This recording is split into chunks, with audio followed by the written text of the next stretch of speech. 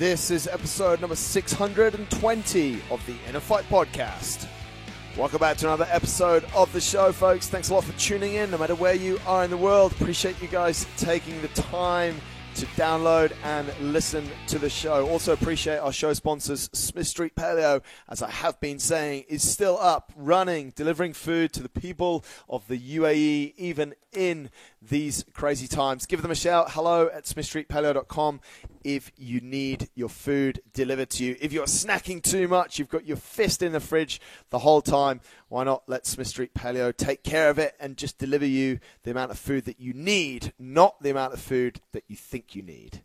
There's the thought. Hello at smithstreetpaleo.com.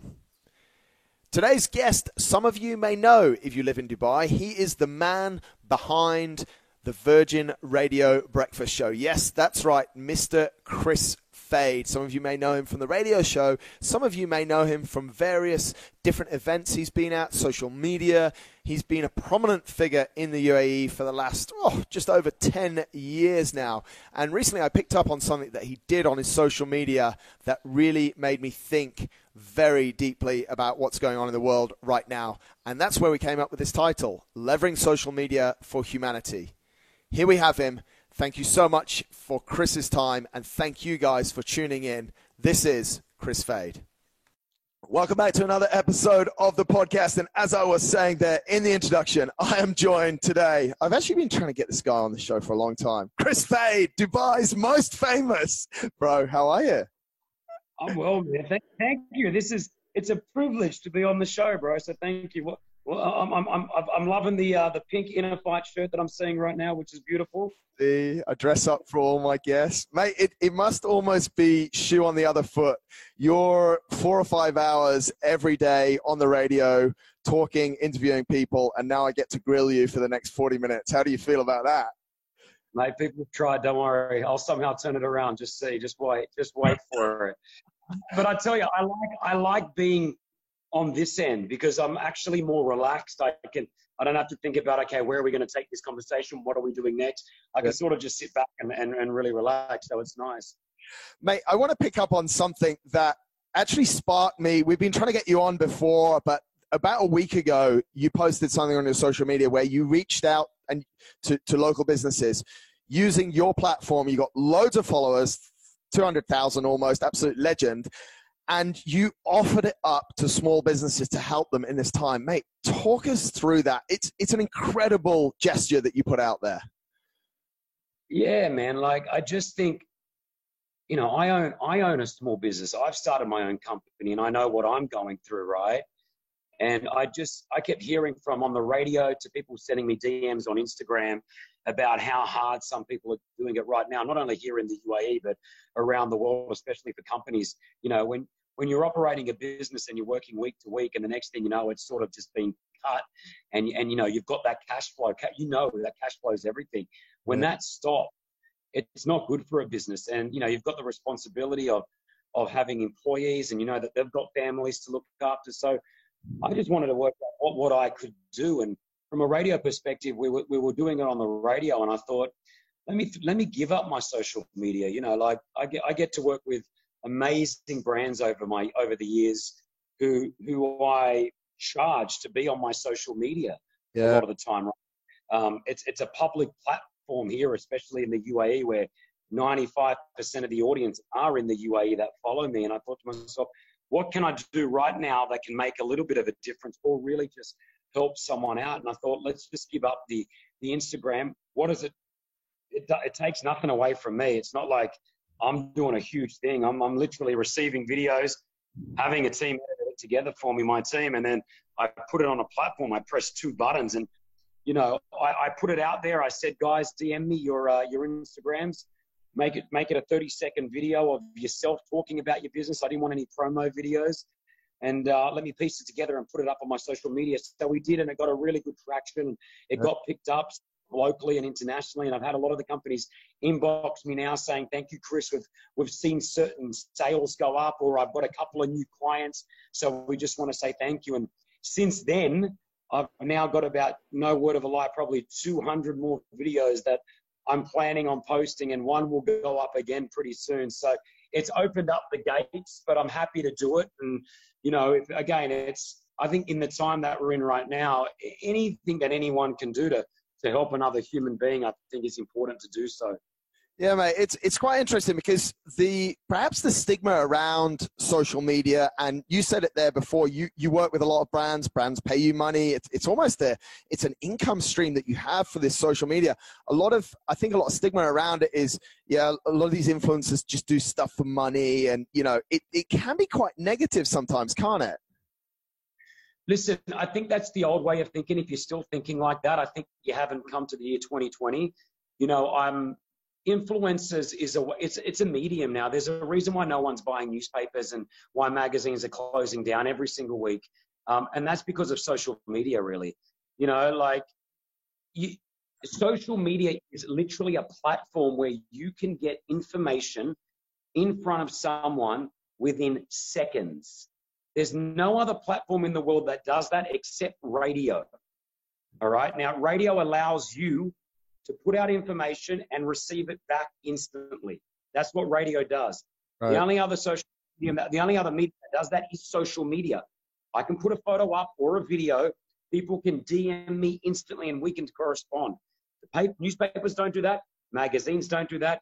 And TV doesn't do that. Yeah. TV is they kick it out to you. But I can't respond to the host on the TV show. But that's why social media has become so powerful. And yeah, there are a bunch of social media influencers who are out there who one day will be promoting one phone and then 2 days later promoting a complete other phone. Is that the way of doing it? Probably not. But at the end of the day, these guys, they want to make a bit of cash where they can, you know, and I say this to a lot of people, and that's not how I run my social media. I work with usually brands on a long-term basis. I'm a yearly ambassador for many companies such as Virgin Mobile or Samsung or BMW, and I've been with these guys for, you know, more than 4 to 5 years, right? So I like to, if I'm working with a brand or putting them up on my Instagram, I want to believe in the product and I want to be behind it because I like what they're doing. I get offered a number of things on a weekly basis, which we decline. My management team and I will sit through it and be like, that's not really me. No, I don't find that appropriate for what I'm doing right now. Yeah. But I'm in the presence of, in the luxury of being able to pick and choose, which is good. But some influencers, it is their way of life, you know. And if someone's offering them, you know, $1,000 to take a photo with a certain product, you know, and 5 out of 10 people will do that. If I walk down the street here and I find some guy and go, hey, listen, I'll give you $1,000 right now if you just hold this packet of crisps up and take a photo and put it on your platform, you know, they're going to take it. People like the money. Yeah. So social media, I feel like where we are right now is everything from TikTok to Instagram to Facebook to Twitter. It's where the world is really focusing on right now. And especially in times right now where we're staying at home, like, you know, I don't know about you, but I'm spending even more time on social media, you know? Mate, I was going to come to that, and I saw some stats this week from Facebook, the number of messages that get sent. Obviously, Facebook, Instagram, and WhatsApp. So these guys got stats across all 3 of those platforms. The amount of time that's been spent, I think something in Italy in a week, the amount of time on Instagram Live doubled in 1 week of March. Like, it's absolutely mind-blowing. Do you think for those, I mean, we're talking about positives and negatives here, Chris. Do you think, is there negatives coming out from this increased time that people are spending on social media at the moment? Man, I think so. Like, I think you push a message that I also push somewhat. I went through a lot of anxiety and depression earlier on in my life, earlier on about 10 years ago when I was heavily overweight. I wasn't training. I was depressed. And the only thing that really got me out of it, even though the doctors prescribed me medication, which I took for a couple of months, but I got off it quickly. The only thing that actually got me out of it was doing some type of fitness, man. Like, I became addicted to the gym. I was training twice a day. And it wasn't because I wanted to get physically fit. It was actually the only thing that actually made me feel better. I'd feel horrible. I'd go to the gym. I'd leave the gym. It gave me about 4 or 5 hours of just feeling great. And then I felt the anxiety and the depression creep in again. And so I'd go to the gym again. Wow. And then that would pick me up for the day. And that was about 9 months of my life, man. And, you know, I dropped a lot of weight and I was physically fit and all that. But I really feel like I keep pushing the message to my fans, my followers on the radio and on social media is like, being on social media is great. Like, get on it. Do your Instagrams, go check your Facebook, your Twitter, do your TikTok, sit on YouTube for a while. But just make sure you're breaking it up with some type of fitness. If it means, and not everyone has the luxury of living in a large place. If it means doing 20 push-ups, if it's doing some squats, if it's just jumping up on the spot, just to get the heart rate going, release the endorphins. So I do believe there is a negative on social media for too long, because you know what you start seeing, man? You start seeing the perfect life that people portray. And, you know, I follow a lot of accounts where I know people as a Instagram person, and I know their real life, you know, and I know it's chalk and cheese, right? Yeah. And what I do on my own social media is I try to be as truthful and as honest as I possibly can. I want to be the person that you see on social media is the same person that you see on the street, which, you know, a lot of the time I get from people, which is great. I'll get those messages like, oh man, you know, you're the same person I saw on Instagram, or you're the same person that I thought you would be. Where I personally meet people who I follow on social media, and then I see them in real life, and I'm like, man, it's someone completely different. So go back to your question. I think it's important for all of us to find that balance, you know, to be on social media, get your fix off it, but don't spend all day on it, because I do believe, you know, man, it messes with you. Yeah, it destroys it. I'm interested, mate, you said something there about this perfect life from social media and from Instagram. I think in these times, we might start seeing some new trends coming into these people that portray this perfect life, right? Where they're not able to get to those wanky Insta locations to have that perfect picture taken. What do you think is coming from this, mate? Do you think there's going to be a big shift in like authenticity is one thing, but in the trends that we're seeing, because our people are able to create content, is, you know, we should be seeing these people that maybe we've idolized and we've thought are such and such on social media. We should be seeing them show maybe a bit of vulnerability, is it, mate? I don't know. It's an interesting dynamic that we've got at the moment. Yeah, if I would like to see that from more influencers. You know, there are different influencers. They're the influencers who, yes, stand in front of a car and just take a photo shirtless, or stand in front of a beach in a bikini. You know, there's those type of influencers, and people hate on those influencers. And I admit it, I probably hated on those influencers for a while, but I've come to the point where I've just got self-acceptance. Like, I've accepted that the reason why they're doing that is that there's an audience that want that. Yeah. And they have discovered that as well. Yeah. They have discovered. That's why you see a lot of these guys and girls. You know, I know a fitness influencer in Australia who is super fit, super knowledgeable, and knows fitness and nutrition like the back of her hand, right?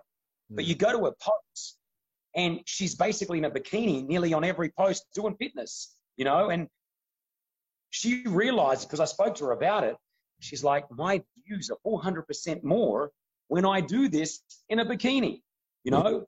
And I wanted to detest that. I wanted to say to her, yeah, but you know, but why are you doing that? You know? And she's like, Chris, for me, I'm happy. I just want to get my message across, my fitness. And if I'm gaining a different audience who just want to see me in a bikini, well, I'll take it. So I think there's different types of influencers. So the guys and the girls who are just there to take photos in front of, you know, buildings or whatever, 100% they're going to find it hard. How are you going to do that when you're stuck at home? Yeah. You know what I mean? Yeah. The only thing that I've started to see a little bit more of is that they're going back to old photos. They're putting those, and they're saying, and I get it. Like, that's what you got to do. Like, that it's a business for a man. Like, it's like running a mini newspaper. Like, that's what they're doing, but it's on a digital format, and they're the CEO and they're the content creators. So they've got to get at it. It's totally different for them. It's a total new look.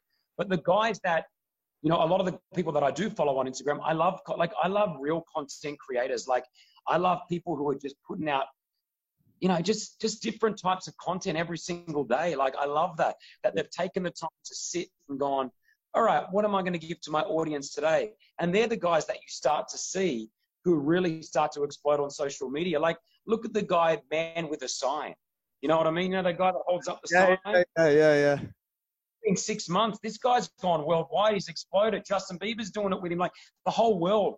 And it's such a simple idea, but he's creative.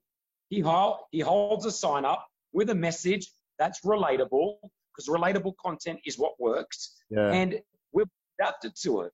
So for all the other influencers who are sitting there not sure what to do, start creating content that's relatable for your audience. Yeah. And I think that's what he is, you know.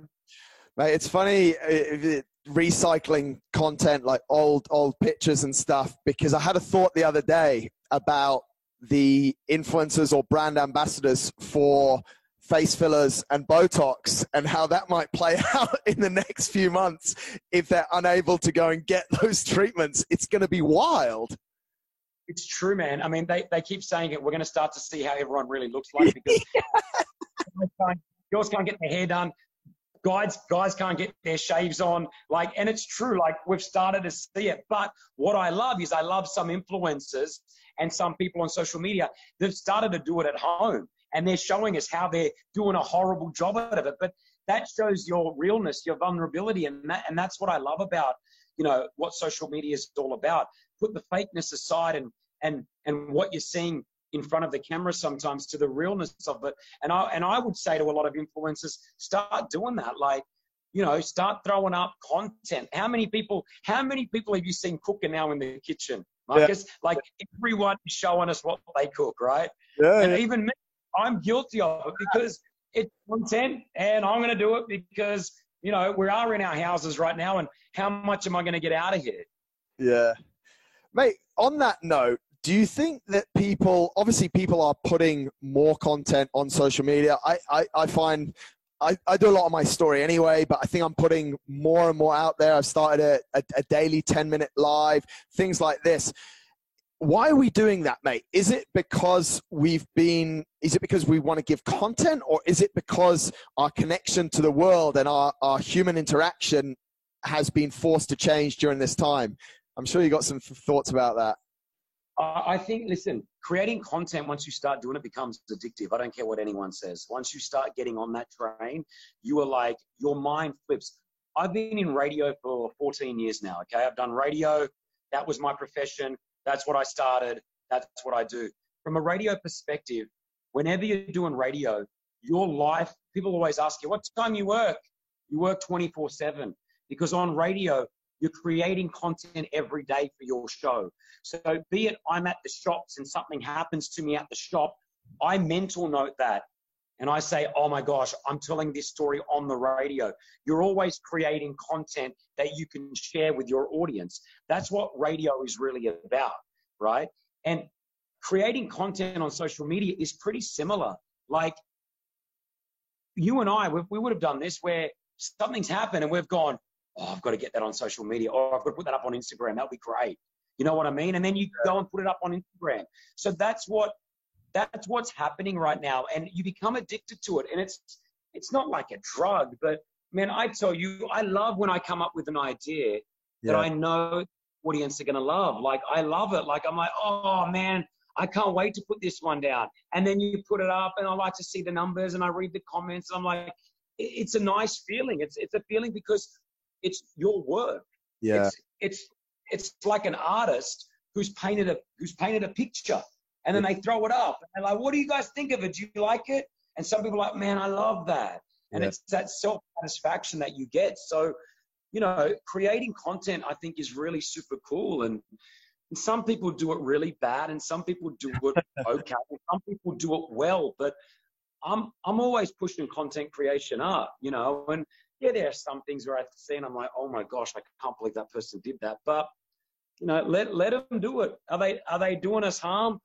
As long as they're pushing out a message that's not, you know, hurting a young child or, you know, putting a perception in, you know, that the only thing I don't like is, and I've got 2 young daughters, right, 10 and 8, and, you know, I don't like them seeing half naked women on Instagram, right? Like, I don't want them, because I don't want them, you know, and I can't stop them when they hit that certain age, man. Like, they'll do what they want, and daddy can't do it. Daddy can't stop them anymore, right? Yeah. But I want them to know that, you know, you don't have to do that to get likes and followers. There are other ways of doing that if you want to go down that path.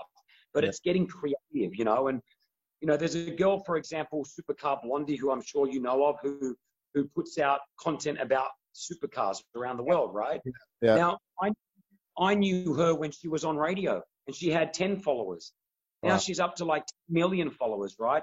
But I think she's a classic example of how to create content the right way. She's a woman working with supercars, but she knows cars better than half the men that I know and half the population. And she really gives us a really good outlook on these cars that we would never be able to get close to. Yeah. So the content's amazing. It's creative, and it shows that the audience want to see it, and they follow her.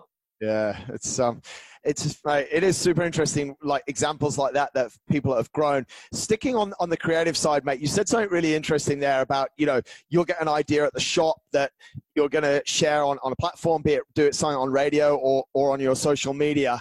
I want to ask you, where do you have your best ideas? Is it when you're grocery shopping? A lot of people talk about, I get my best ideas in the shower. Is there a particular place that Chris Fade goes to come up with content that you put on your Instagram, or just ideas for life, mate? Nah, man, it's every minute of every day. And that's one of the negatives, because my mind doesn't stop.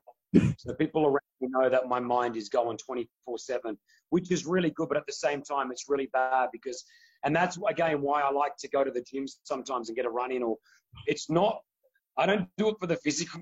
Like, the physical benefits are great. Yeah, I've got some arms, but it's for the mental game, mate. I will drive myself crazy. They say most people in radio are crazy, and I 100% agree with that. My mind is going 24/7. If it's something that happens with the kids at home, to something at their school, to something that's happening with a work colleague, a personal friend, going to sleep, in the shower, like, it's 100% like that, you know. And I think that, you know, you want to find a happy medium where it's not affecting your life. Like, you know, my family around me used to tell me, like, get off your phone, you're on it too much. Now they don't. Like, they realize it's what I do.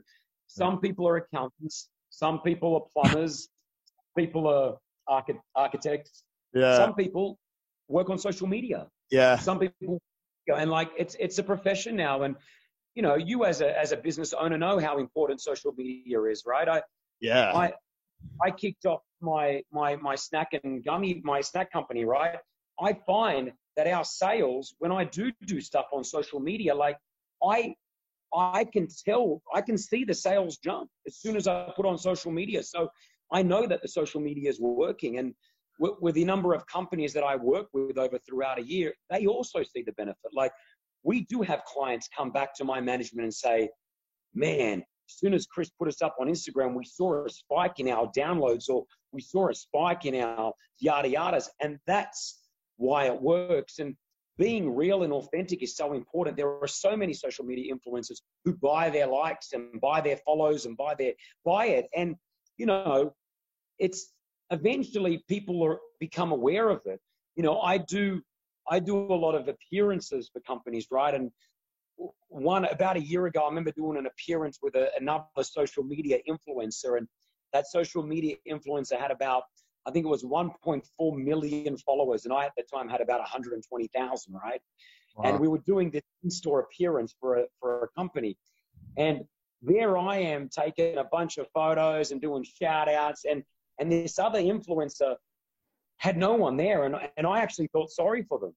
Wow. And the client was trying to understand why doesn't that person have anyone going up to them? They've got, you know, 12 times the amount of followers. Yeah. And it was because that person not only had bought a bunch of the followers, but the followers from another country. Wow. Like, they weren't even. So I also try to educate companies and businesses, like, don't just go to the number. micro influencers. A lot of these mums and dads across the UAE, for example, who have a couple of thousand of followers, they are so influential and they are so important because, you know, those couple of thousands that follow them are legit, like they're real, and you can convert 200 to 300 sales, let's say, from just those micro influencers. So I think it's on our job as educating the market as well, you know. Mate, let's flip quickly to radio. You obviously host and have built literally from the floor upwards the Virgin Breakfast Show, the biggest, most listened to radio show of the country, mate. So congratulations for that. It must be an incredible time in radio, because radio traditionally people, okay, we've got entertainment, but a big part of radio has also been news, and you interact incredibly well with the public, mate. You've almost been, from times that I've listened, yeah, there's fun people that call in and chat to you, but people also call in, just have a really good whinge to you about Dubai, as though you're like the guy that invented it all. How is radio given the current times, mate? And how do you keep it, like, you manage to keep it so positive and fresh? And talk to us a little bit about the radio situation right now. Yeah, listen, the radio in the country, it's amazing right now. One of the strongest mediums, not only here in the UAE, but around the world, is that radio listenership has gone up by 30%. Now, either that's on a digital platform, going to listen through apps, or at the website, or in your cars, for some countries that are still functioning somewhat normal. Now, the reason why that, radio is the medium you go to get your local information, right? And that's really important. So for us here on Virgin Radio, here in the UAE, it's funny. Positivity is something. When I built that radio show 11 years ago, before I had my amazing co-host Pretty and Rossi, the one thing that I wanted to do was I wanted to make my show relatable for the country. I wanted to be positive, but I wanted to be real. All right. So now that, you know, Rossi from the UK and Pretty from America, but Indian background, and myself being Middle Eastern, Lebanese, and Australian, we've got a show that really linked to the audience here in the UAE. We don't just target one sector. We don't just target the Asian audience or the Indian audience or the local audience or the Brits. We wanted to be a show for everyone, and that's what we've now built, the three of us, over the last sort of 9 years with Virgin Radio. Being positive, I think, is really important. We want to be consistent.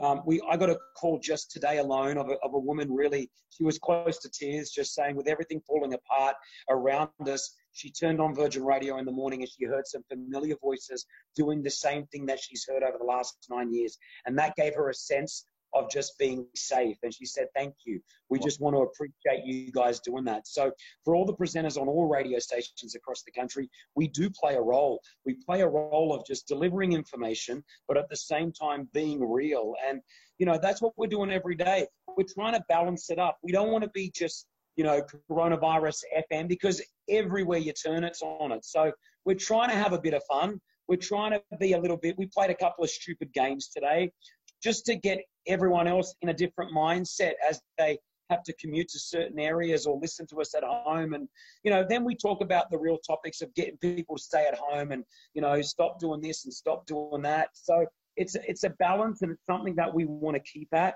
And it's important that when they turn on the frequency of whatever radio station that they listen to, that they feel comfortable, they feel safe, and they feel at home, and they can feel that they're getting the right information.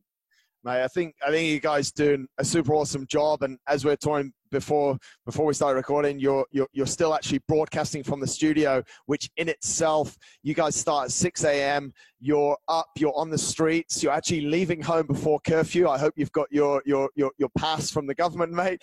But that must be like, it must be quite eerie as well, mate. You're almost, the way that you framed it there, and I completely agree, that energy that you bring out and those familiar voices, you guys are almost like the healthcare workers right now. You're some of the guys that are keeping the country moving and nations moving. It's not just you locally, it's you guys globally. You're out there, and I've seen your pictures, mate. You're on the way. You're now wearing your mask on the way, and you know there's so much you can't do.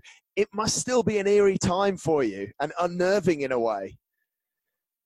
It's like we're in a movie, man. I keep saying it, like, there I am on the radio the other day going, you know, Guys, make sure you stay indoors. Guys, make sure the curfew's at 8 o'clock. Don't leave the house. And as I'm saying it, like, my head is going, what am I saying? Like, we are really living in a world. And as I leave the house, I'm making sure I've got my N5 mask, my N95 mask. I've got my hand sanitizer. I'm wiping the car door before I get in. And then when I'm in the office, I'm like, you know, it is really surreal. But yeah, we've taken upon the responsibility of our job on radio, and it's all presenters across the world, and you know, all the program directors and all the guys still making the music. That we've got a job to do. We're one of those things. It's like, you know, it's like you have your milk and your eggs in the morning. You have your radio. We've got to be consistent. Yeah. So ARN, the company that we belong to, have done a really good job of making us feel comfortable. You know, all studios are being sterilized after every single show. It's completely blocked off to anyone except the presenters. Only the presenters are allowed in the radio studios. So they're cleaned by professionals before we get in there. It's only the presenters in there. As soon as we leave, they're cleaned again. And I'm only actually interacting with 2 people every day. Right. And those 2 people, my co-host, Pretty and Rossi. And, you know, we're all comfortable with each other on where they've gone. I mean, whilst we're talking about it, like, you know, this virus does spread, man. We know how quickly it spreads. So it's really important to keep your social distancing intact. And so I trust Pretty, I trust Rossi, that in those times when we're in the studio, and we're still keeping 2 meters apart. We're not giving each other hugs and saying hello to each other or anything like that. We're still keeping apart from each other. We're still disinfecting our hands and we're doing our thing. But, you know, funny enough, radio professions are considered one of the top 5 dirtiest jobs in the world, radio professionals. Yeah, it's crazy, huh? It's up there because you're talking so much and so much saliva is leaving your mouth. It's landing on the desk, it's going in the air. So it's such a germ spread business. So, you know, we've taken it upon ourselves to make sure that we stay the distance, the studios are disinfected, and we feel comfortable there. But yeah, we've got a duty. Obviously not a duty where we're saving lives like these amazing, you know, nurses and all that. But we've got a duty where we're just going to make sure that we keep spreading the positive vibes and the information. Mate, you talk about it, and this is hats off again, Chris. You talk about it as though this is your country. You're very, I would almost say, patriotic about the UAE. It's almost like you've got this incredible sense of responsibility to serve the country, mate. Is that how you feel? Man, I've been here for now. This is year 11, coming towards the end of year 11 for me here in the UAE.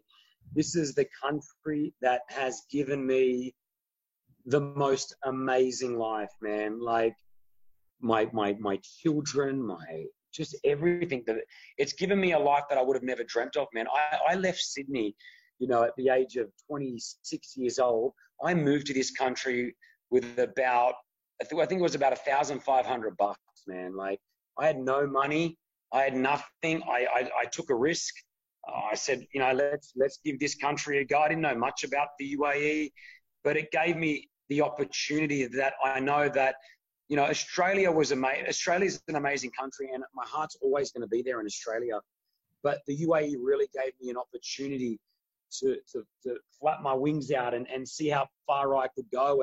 And I feel like I owe the UAE, man. Like, you know, I hate hearing people talk negatively about the UAE that don't know the UAE. Yeah. You know, it was only the last couple of weeks where there was a person on the beach making fun of the police and saying this is what the UAE is about. They think they're going to lock us up on the beach. And, you know, I got on radio the next day and I spoke as if I was a local guy. And I clearly said on the radio, I said, I'm not a local Emirati. I'm not a citizen of the UAE. I've got an Australian passport, but don't you dare think you can come here to this country, you know, because we're one, we're a family, we're a unity, and talk poorly about it. It's got nothing to do with where you're from. It's got where your heart is. And, you know, my heart is in Australia, but my heart's also here in the UAE. It's given us such a safe, beautiful place. And especially in times like this, you know, man, I don't know about you, but I feel pretty safe with what we're going through.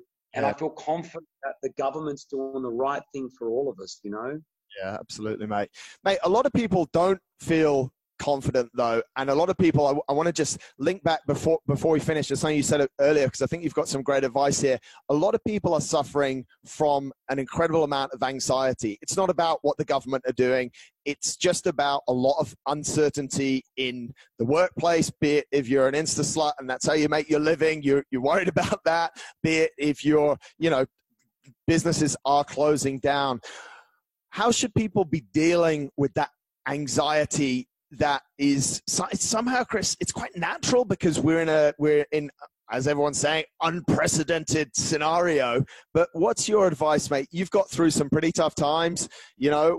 How did you get through it and how do you deal with it? Except just going to the gym, because you've already used that one up. I said this, like I said on air, I said, if you feel anxious and you feel depressed, it's okay, it's normal. That's how the body fights this. That's how the body's supposed to feel. If you didn't feel any anxiety, if you didn't feel any, maybe somewhat depressed, have a think about why you don't feel that. But I think most people are feeling some type of anxiety. And the reason why, it's the fear of the unknown. We don't know anything. The reason why you get anxious a lot of the time is because you don't have control of a situation. And what your mind does, it starts playing a game of chess ahead of itself. It starts looking at the moves before they've even happened. And you start going, oh my gosh, I'm going to lose my job.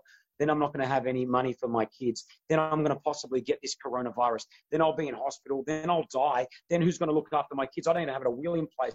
It starts thinking of all these certain things. And I'm guilty of it, man. I think about it as well. I've got my own responsibilities I've got to make sure of.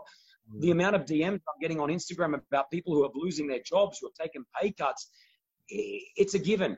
It's going to happen, and no one's excluded. Everyone is taking these type of pay cuts or losing their jobs right now. And it's only going to get worse. Yeah. It's not going to get here right now. It's only going to get worse. So the only advice that I say to people when I do talk to some people one-on-one over Instagram or on the radio is control what you can control. All right. So control what you can. And what you can control right now is your own health and protecting your family. So what am I controlling right now? I'm making sure that my family's staying indoors. I'm making sure that they're not interacting with anybody except people that are in this house. And the only people that are in this house are the people that live in this house. Yeah. No one else is coming from the outside. Regarding financials, man, I've taken a pay cut. We've taken pay cuts. It's already been implemented. So I'm feeling it as well, as much as everybody else. Now, hey, I may have more savings than some others. Some people are living week to week. But you've just got to get what you got to do. You've got to there's nothing else you can do. Yeah. That's the unfortunate situation right now. I know the government are throwing subsidies right now for different companies to try to take it, but I've spoken to a bunch of CEOs and general managers of companies over the last couple of weeks, and every single one of them that I've spoken to are saying the same thing. They're doing all they possibly can to protect their employees. They're taking pay cuts. They're moving the way that the business works because they want to make sure that their guys are still getting money to look after their family and their kids. But right now, health is wealth, mate. That's all we want. Because guess what? You may not have any money in your bank account, but if tomorrow, God forbid, you were to get that coronavirus and it put you up in a hospital, I bet you revert back to where you were the day before, where you were sitting at home with no money. Yeah, absolutely, mate. Very, very well put. Before we do wrap up, mate, get out your crystal ball. Where are we going to be in 3 months with everything that's gone on, mate? How does the Chris Fade crystal ball brain future prediction work? Mate, listen, if the presidents of countries and the prime ministers of countries can't predict where we're going to be in 3 months, I have no idea how I'm going to predict it. But I'll tell you where I want to be. I still think that we'll be somewhat handling and dealing with this coronavirus. Yeah. I think we'll be at a different level, hopefully. I know that we'll have a lot more testing kits. Once we get more testing kits, what that will allow people to do, we'll be able to decide two things. And again, this is only everything that I've been reading up on and picked up on about. Yeah. I feel like more people will be tested, and those people that are tested and they're fine will be able to go back into the workforce, go back into reality.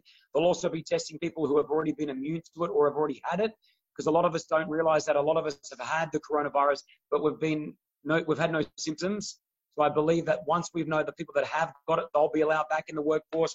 I think slowly we're going to start running again. Companies will start coming back. The economy will start going. But it is going to be, as you mate, it's going to be a marathon. And if anyone knows how to run a marathon, it's you. So it's not going to be a sprint. It's going to be a marathon. We've all got to buckle in, save our money. Don't be spending on stupid. I've been telling my mates, don't be spending on stupid things right now. You know, cut everything you possibly can, live reasonably. But, you know, man, this is the first time, and I think the only time that most of us are ever going to go through something like this. We will look back at the year 2020, and as we thought the year 2020 was only going to be the year that we thought of the Australian bushfires and Kobe Bryant passing away, it's going to be the year of the coronavirus as well. Hey, those things. I'm supposed to get married in December of 2020. I don't even know if that's going on. Yeah, it's a very, very well framed, mate. It's a super interesting one. I was speaking to someone yesterday, and I was like, he's got family, 3 young kids, and I was like, are you going on summer holiday? He's like, no chance. He said, we're not even thinking about it. He said, you just gotta sit it out. And on that note, mate, what are you filling your time with indoors? Because you're a guy who you buzz off people. You're an entertainer, mate. You're out, you're doing events, you're at, you know, people can't really keep up with you. You're at loads of different things, mate. What are you filling your time with these days? Mate, I'm grateful for where I live. I've got two basketball rings, which I've got like basically nearly a mini full court out the back. I've got a swimming pool here on the side. I've got a pretty much gym that I've set myself up at the back with a full weight set. I've spent that much on Amazon. I mean, if I flip it around right now, if I can flip this camera around in my, let me see if I can flip this. I can't flip it, but I'll show you. I've got a TRX machine right here. Yeah. I think I bought every fitness gadget you can imagine, man. I've bought it. I'm keeping myself busy doing that. Man, I've picked up reading. I'm not a reader. Wow. But I've just started reading for the first time in my entire life. So wow. I'm just going through Elon Musk's book right now, which I'm loving. And it's taking me a hell of a lot of long. Like, it's taken me a long time to read one book. I'm not a person that picks up a book and reads it in 3 days and puts it up on Instagram going, great read. I think I've had the book for a month and I'm about 40 pages in, but like, I'm enjoying that. You know, I'm enjoying spending so much. Man, I'm so busy usually that I don't get to spend time at home too often. So the fact that I am bonding with my children like I've never bonded before. We're cooking every night. I'm doing their homework now. I'm doing their learning together. Like, these are moments that they're horrible where we are right now, but these are moments that we as parents will never get again. And I spoke to my mate of mine who's got a 17-year-old daughter who said to me, Chris, I used to fight to have my daughter not go out on the weekends and during the week with their friends. Now she can't. The amount of bonding that we've done over the last couple of weeks is something that I know that I'll remember for the rest of my life. And I know that I'll never get back again. Once this is over, his 17-year-old and 18-year-olds will be back out, going to parties, hanging out with their friends, being too cool for the family. So I'm really going, you know, the health-wise, the family-wise, and, you know, as a business owner as yourself, I'm planning things for when we do get out of this. I want to make sure that as soon as things are going back to normal, that, you know, I've executed a bunch of things. I've had the time to sit down and plan them out. So use your time wisely, and at the same time, relax. Don't feel guilty if you're going to watch 2 hours of Netflix on a day. Throw it on, watch your favorite movies, get it all done. Like, this is the time now we can just put the handbrake up a little bit and just make sure we don't get that bloody coronavirus. Yeah, I think you're right, mate. I love the last point. I think, like, now that people are, okay, this is actually how things are going to be, let's just chill out. Let's just take it easy until we get told to be back. You've got a house. Like, I think everyone that's listening to the show has probably a roof over their head and is okay in some way. So just chill out. There's no need to be anxious about that unknown and that fear that you said. Just relax and be happy. Yeah, there was something. I'm grabbing my phone now because that just triggered this. I read this out on the radio yesterday, and this was a bit of an eye opener for a lot of people. Let me give me a second here. It'll take me 10 seconds to bring this up. But read this one. One of my friends posted this the other day, and it did really click. It says, It's a view from an Indian doctor. It says social distancing is a privilege, and I think that's really important to understand, that social distancing is a privilege. It means you live in a house large enough to be able to practice it. Hand washing is also a privilege because some people can't afford to buy the hand wash, and it also means that they have access to water. Because some people don't have access to water, man.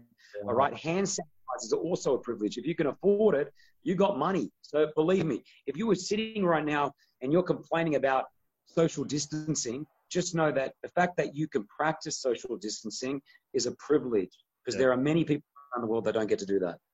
Absolutely amazing, mate. On that note, I will leave you to your day. Chris, thank you so much, mate. Loads of, from social media influencing to advice from a gentleman there in India. We've pretty much covered it all, mate. Very inspiring, great energy. Thanks for doing what you do for everyone, mate, for what you put out, and back to really where we started, for what you've done on your social. I'll link up to that in the show notes so that people can see what Chris is doing. And respect, mate. You always reply to people and you're always there to help people. Incredible. Marcus, appreciate it, mate, and keep doing what you're doing and pushing out the good positivity as well. Lots of love, and hopefully I'll get to see you soon.